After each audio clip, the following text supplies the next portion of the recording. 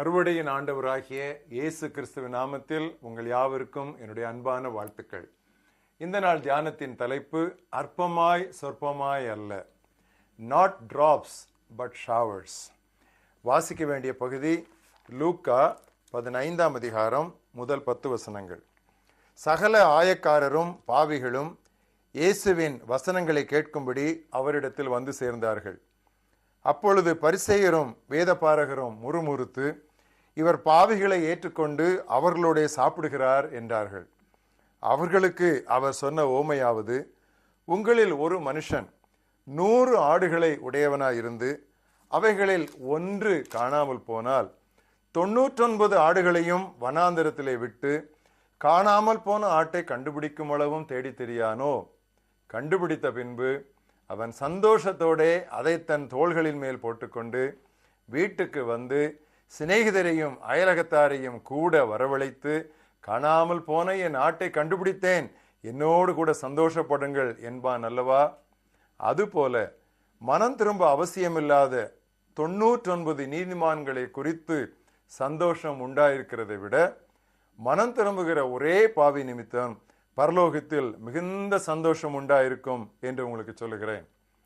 அன்றியும் ஒரு ஸ்திரீ 10 வெள்ளிக்காசை உடையவளாயிருந்து அதில் ஒரு வெள்ளிக்காசு காணாமல் போனால் விளக்கை கொளுத்தி வீட்டை பெருக்கி அதை கண்டுபிடிக்கிற வரைக்கும் கவனமாய் தேடாமல் இருப்பாளோ?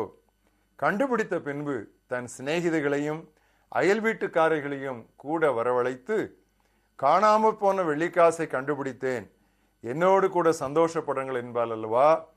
அதுபோல மனம் திரும்புகிற ஒரே பாவி நிமித்தம் தேவனுடைய தூதருக்கு முன்பாக சந்தோஷம் உண்டாயிருக்கிறது என்று உங்களுக்கு சொல்லுகிறேன் என்றார்.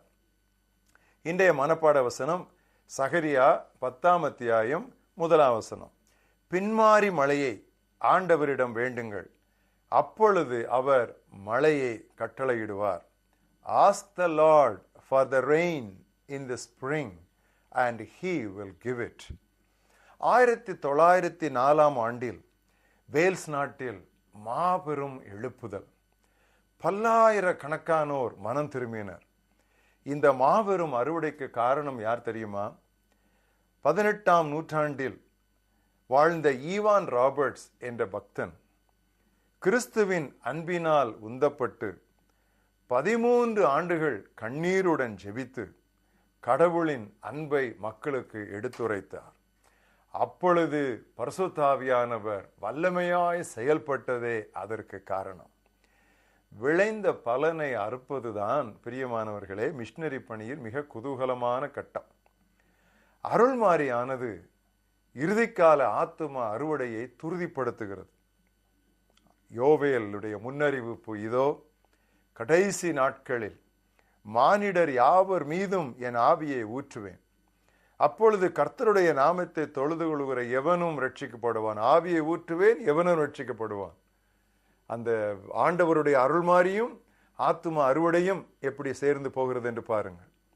முழு நேர ஊழியரை மட்டுமல்ல, முழு சபையையும் ஆண்டவர் பரிசுத்த ஆவியானவர் நிரப்பி அறுவடையை தானியத்தை சேகரிக்க வைக்கிறார். உங்கள் குமாரர், உங்கள் குமாரத்திகள், உங்கள் வாலிபர், உங்கள் முதியோர், உங்கள் வேலைக்காரர், உங்கள் வேலைக்காரிகள் யாவர் மேலும் என்று இருக்கிறதல்லவா, அதை கவனியுங்கள். சபை மொத்தமாக மட்டுமல்ல, தனிநபர் ஒவ்வொருவரும் ஆவியின் நிறைவை பெறும் பொழுது வல்லமையான ஆத்தும ஆதகராய் மாற முடிகிறது. எடுத்துக்காட்டாக பர்னபா, அவனை குறித்து அப்போஸ்தலர் 11:24 எப்படி வாசிக்கிறோம்? அவன் நல்லவனும் பரிசுத்த ஆவியினால் நிறைந்தவனுமாய் இருந்தான், விளைவு அநேகர் கர்த்தரிடம் சேர்க்கப்பட்டாலும். அழகாக இருக்கிறது அல்லவா? முதல் தடவையாய் புதிதாய் நற்செய்தியை கேட்டுக்கொண்டிருப்போர் மீது கூட ஆவியானவர் அருளப்பட்டு விடுகிறார். இதை நாங்கள் மிஷனரி பணிக்களங்களிலே அடிக்கடி கண்ணால் கண்டிருக்கிறோம். எடுத்துக்காட்டாக கொர்நேலியுவின் இல்லத்தில் பேதுரு பேசிக்கொண்டிருக்கையிலேயே திருவசனத்தை கேட்ட யாவர் மீதும் பரிசுத்த ஆவியானவர் இறங்கினார் என்று வாசிக்கிறோம். எக்கலாச்சாரத்திலும் எத்தரத்திலும் என் நிலையிலும் இருப்பவர்களை கிறிஸ்துவின் ஒரே உடலுக்குள் உட்படுத்துகிறவர் அந்த ஆவியானவர் தானே. எனவே அவர் அபிதமாக செயலாற்றுகிறார்.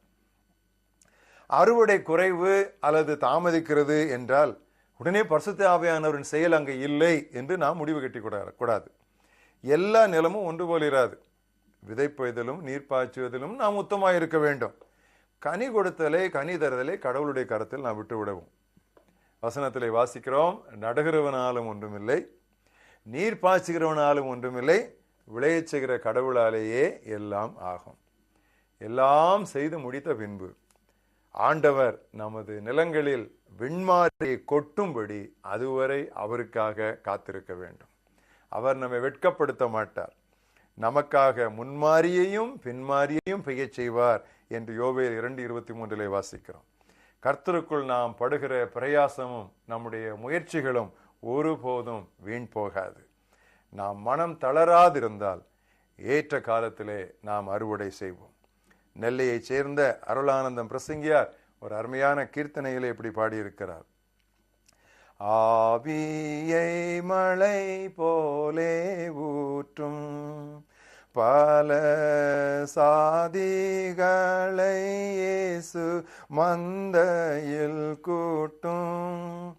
ஆவியை மழை போலே ஊற்றும் இன்ப பெருக்கிலே பொங்கி மகிழ ஏராளமான ஜனங்களை சேரும்.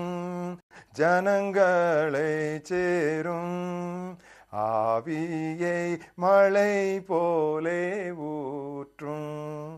2000 ஆண்டுகளுக்கு முன்னரே ஒரே நாளில் 3000, 5000 என்று மக்கள் ரட்சிக்கப்பட்டனர். இன்றைக்குள்ள மக்கள் பெருக்கத்தை பார்த்தால் தினமும் பல லட்சங்கள் மனம் திரும்ப வேண்டும். காலால் நீர் பாய்ச்சுவதில் தவறில்லை, ஆனால் மழை கொட்டுவதற்கு நிகரில்லை. நல்ல ஆண்டவரே, எங்களுடைய கரங்களிலே நம்பி தந்த அறுவடை பணிக்காக நாங்கள் உமக்கு நன்றி சொல்லுகிறோம். கர்த்தாவே, நெடுங்காலமாய் தாமதித்து கொண்டிருக்கிற எங்களுடைய பணிக்களங்களின் அறுவடை சீக்கிரத்திலே கர்த்தாவே நிறைவு பெறத்தக்கதாக ஆண்டவரே, நீர் இன்னொரு முறை ஒரு பெருத்த அருள் மாறி எங்கள் எல்லாருடைய ஊழியங்களிலும் கர்த்தாவே நீர் கட்டளையிட வேண்டும் என்று நாங்கள் செபிக்கிறோம். அற்பமாய் சொற்பமாய் அல்ல, திரளாய் பெய்யட்டுமே. ஆசீர்வாதமான மழை பெய்யும் என்று நீர் சொன்னீரே ஆண்டவர். அருள் ஏராளமாய் பெய்யும். அருள் ஏராளம், அருள் ஏராளம். உம்முடைய வாக்கு அதுதானே ஆண்டவரே. கர்த்தாவே, நாங்கள் காலால் நீர் பாய்ச்சி கொண்டு எத்தனை காலம் நாங்கள் செடிகளை வளர்ப்போம் ஆண்டவரே. வானம் திறக்கட்டும், மழையை கொட்டட்டும், இடங்கொள்ளாதே போகும் வரைக்கும் கர்த்தாவே தானியங்கள் உம்முடைய களஞ்சியத்திலே சேர்க்கப்படட்டும். அதை எங்களுடைய நாட்களிலே செய்யும். இயேசு கிறிஸ்துவின் நாமத்தில் ஜெபிக்கிறோம் எங்கள் ஜீவனுள்ள பிதாவே, ஆமென்.